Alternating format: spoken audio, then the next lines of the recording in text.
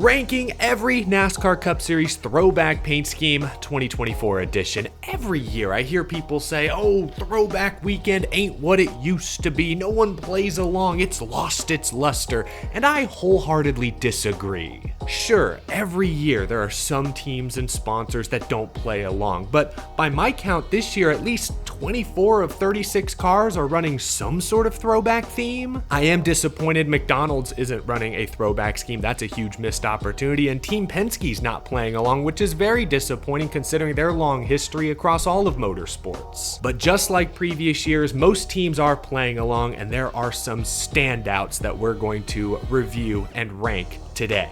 Though I'll be completely honest, I think the Xfinity series wins this weekend. Just a few of my favorites real quick. First, shout out to Cole Custer with the Johnny Sauter Stripes throwback. Just announced this week, Parker Retzlaff throwing it back to handsome Harry Gant, the Skull Bandit, and look, Harry is there to see the paint scheme. That's awesome. Harry for a Hall of Fame next year? Oh, my boy Brennan Poole doing the classic Kyle Petty Hot Wheels scheme to near perfection. Shane Van Gisbergen, one supercar champion, throwing it back to another. Marcus Ambrose, he wanted Watkins Glen in this scheme. Of course, with it being the Petty 75th, Daniel Dye with another great Kyle Petty throwback, and my boy Thad Moffitt throwing it back to Bobby Hamilton's mid-90s silver scheme that was an STP anniversary scheme. Those last two were trucks, I know, but I did want to spotlight some of the lower series. They did a fantastic job this year. This video, though, is going to focus on the Cup Series. And I'm doing something a little different this year. I will be judging every paint scheme across 3 different categories. There's accuracy, are the colors correct? Did they get the original sponsor? Change the fonts? There's the nostalgia score, how recognizable is this scheme? How does this make me feel when I look at it? Then there's significance. Does the scheme relate to the driver, the team who are representing it? Does it relate to the track, the race? Accuracy, nostalgia, significance. Let's get started with Ross Chastain. Beautiful looking race car, man. A throwback to Busch Beer's old can design. This is a slight disappointment compared to the last 2 years. Chastain's thrown it back to the old Coca-Cola DEI cars. Last year he threw it back to Dale Jarrett UPS. They had UPS on the hood. I still love this paint scheme. They took a classic theme and made it modern. No one does it better than Trackhouse's creative team. Shout out Kyle Sykes. But it's not a true throwback. I guess Chastain can't win it every year. Maybe this year they're just reloading for 2025. I can't give this an accuracy score, but I do love seeing the vintage Busch Light logo on a modern NASCAR Cup car. That's cool. Next up is Austin Dillon throwing it back to Dale Earnhardt Sr. 1998, the gold. Car looks great, but I can only give it an 8 for accuracy because the door number color does not match. I know NASCAR can be funny when approving colors. They want the door number to stand out. Black on gold maybe didn't cut it. Still a great scheme. Is it the most recognizable Earnhardt scheme in the world? Probably not, but I do appreciate them going off the beaten path for a change. Josh Berry throwing it back to his crew chief Rodney Childers, his late model days. This car has grassroots racing literally written all over it. The Greenville Pickens logo on the hood. Piedmont Interstate Fairground Speedway is written on the deck plate, along with the names of many NASCAR legends who cut their teeth at these South Carolina short tracks. 10 out of 10 on the significance scale, and it's pretty accurate as well. I wish they could have changed the 4 font to more match the 54 of Rodney's actual late model. But overall, this is a good looking car and I love the significance behind it. If you couldn't tell, we're going in numerical order, which means next is Kyle Larson, the Terry Labonte Cornflakes throwback. Ugh.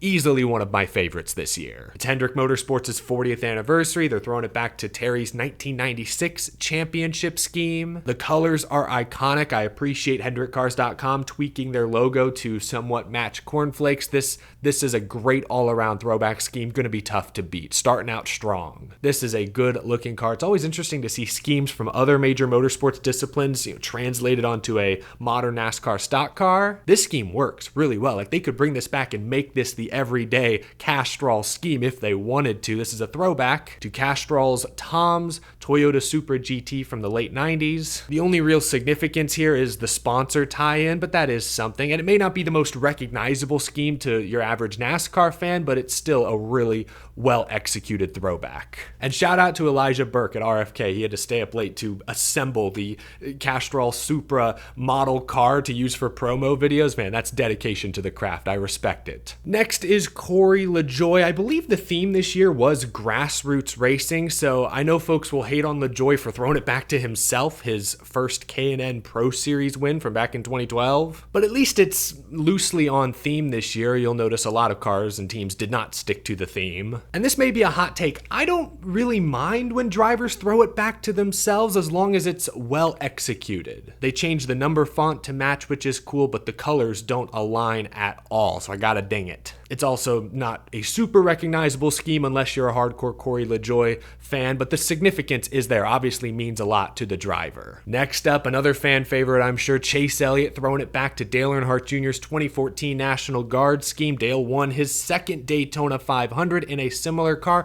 I appreciate the attention to detail, the little texture on the gold number 9 door number. I appreciate that. And shout out to the sponsor UniFirst for ditching their green color scheme for the red, white, and blue. I'll give this one straight 9s, another elite Hendrick 40th anniversary scheme. I actually really like this paint scheme. Again, sticks to the grassroots feel. Chase Briscoe throwing it back to Briscoe Racing family beginnings. You can't see it too well on this rendering, but on the hood are actually the names of every driver that ever raced for Briscoe Racing's dirt sprint car team. And it includes, from what I read, 14 National Sprint Car Hall of Famers. Chase's grandfather, Richard Briscoe, started the team in the 1970s. This red and white scheme is a throwback to what Chase's father, Kevin Briscoe, raced. So the significance is an absolute 10 out of 10. It's hard to translate a sprint car scheme onto a stock car, but it's fairly accurate. Nostalgia, again, if you're a NASCAR fan mainly, you may not recognize this, but it's well done, very well executed. One of my favorites for sure. Ooh, this is red hot. Kaz Gralla throwing it back to Parnelli Jones. 1969 Trans Am car. This is one scheme I wish they didn't have to slide the door number so far forward, but it still looks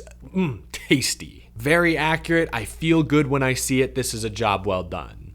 Here we have another driver referencing his own past paint scheme, Truex throwing back to his 2016 Southern 500 win. Again, I don't hate drivers throwing it back to themselves. Truex is a past champion. He's celebrating a crown jewel victory. As a Matt Kenseth fan, when he threw back to his first Busch Series win in 2017, I know the colors were off, but I like that. As a fan, I loved seeing that. I'm sure a lot of Truex fans actually appreciate this, even though the scheme is only 8 years old. Accuracy is a 9 out of 10. Obviously, it's the same sponsor. Nostalgia, not that old, so sure, I'll give that a 6, but a 9 out of 10 for significance. I think Truex fans will like this one, but maybe I'm wrong. Let me know.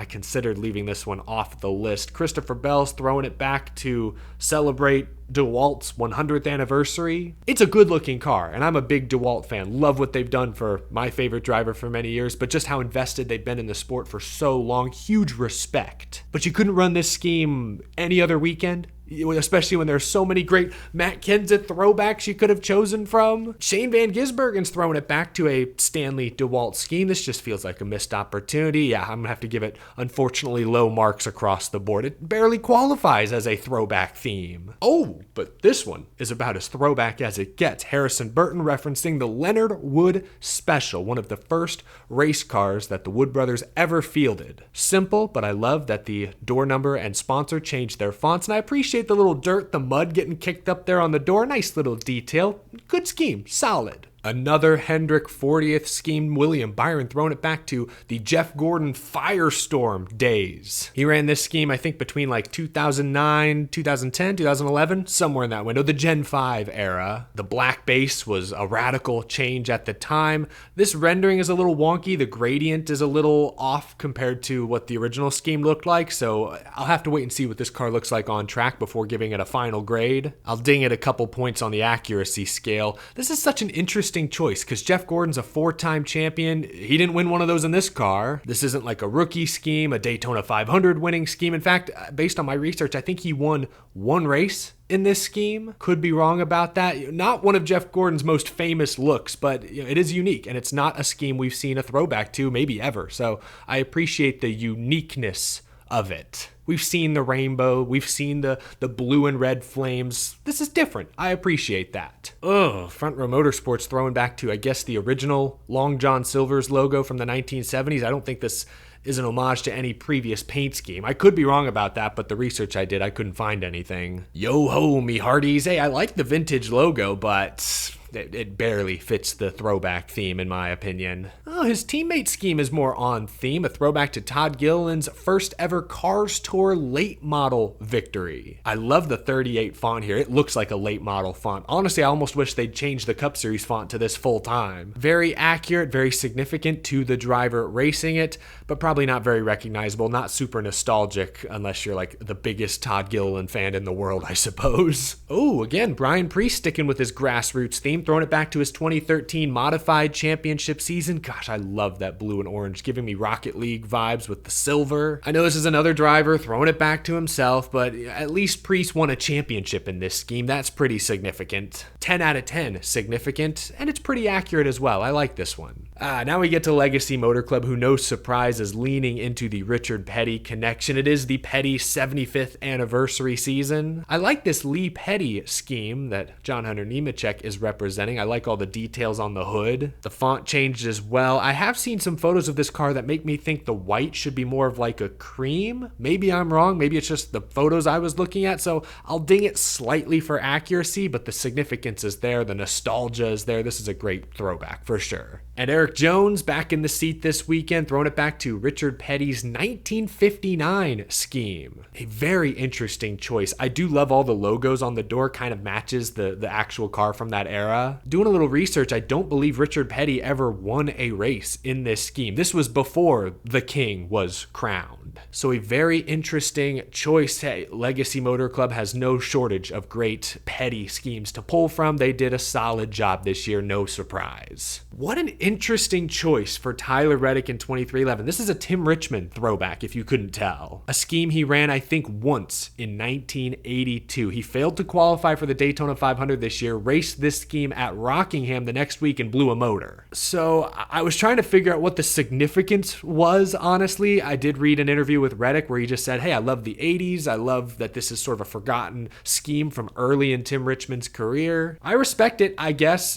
It's not super recognizable. I don't think this will be super nostalgic unless I'm just missing something. Obviously, I didn't watch NASCAR in the 80s. I will say the significance of that Rockingham race, I believe that was the first time he worked with crew chief Harry Hyde. They would reunite a few years later at Hendrick, I believe, and would win 7 races in the 1986 season. So I guess there is some significance with this scheme. Well done, JTG Doherty this year. Throwback to Mark Martin, a scheme he ran, I believe, in 2004 at the Daytona Bud Shootout. Random race, he didn't win it or anything, but I like that Oscar Mayer is still around. Logo on the hood matches. The blue color scheme matches. I was trying to figure out the significance besides obviously the sponsor tie-in. Ricky Stenhouse drove the 6 car for Roush in the Xfinity series and won a couple of championships, so I guess there is that connection. Nicely done. Ooh, yeah, one more Hendrick 40th anniversary scheme to look at. This is Alex Bowman throwing it back to Jimmy Johnson and Chad Knaus, who both recently were inducted into the NASCAR Hall of Fame. This paint scheme was run the years before Jimmy and Chad went on to win 5 straight championships and then later 6 and 7. Another really interesting choice from Hendrick Motorsports. I love that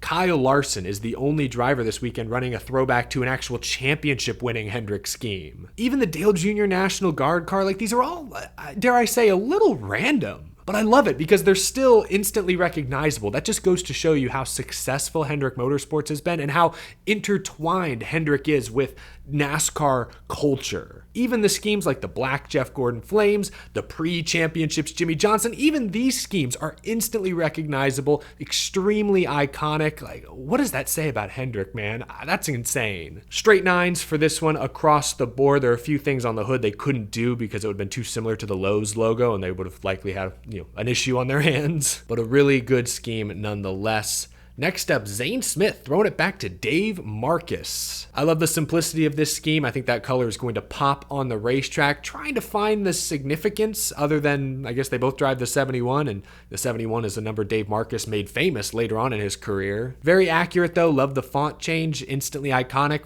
Very nostalgic, good scheme, good job. And I think this may be the last one on our list, but Daniel Suarez is throwing it back to fellow Mexican racer Adrian Fernandez. This is an open wheel paint scheme, as you can tell. Love that Quaker State is on board, good crossover. I love the 99 font for this week. That's super cool, matches perfectly. 10 out of 10 accuracy, honestly, especially considering they're trying to translate an open wheel car onto a stock car. The significance is there, both Mexican-born racers. Nostalgia, if you're a NASCAR fan, you may not recognize this scheme, so I'll ding it a couple points there, but still, I love the tie-in. Well done. Ended on a pretty strong note there. Let me know down in the comment section below, what was your favorite throwback paint scheme we looked at? Did you disagree with any of my 1 through 10 rankings for different categories? I started watching NASCAR in the mid-2000s, so schemes that throw back to that era, I'm probably a little biased towards. So let me know if I was way off any of those older paint schemes for sure. Let me know down in the comment section below. This was a good time. Can't wait to watch the Goodyear 400 this Sunday, Darlington Raceway.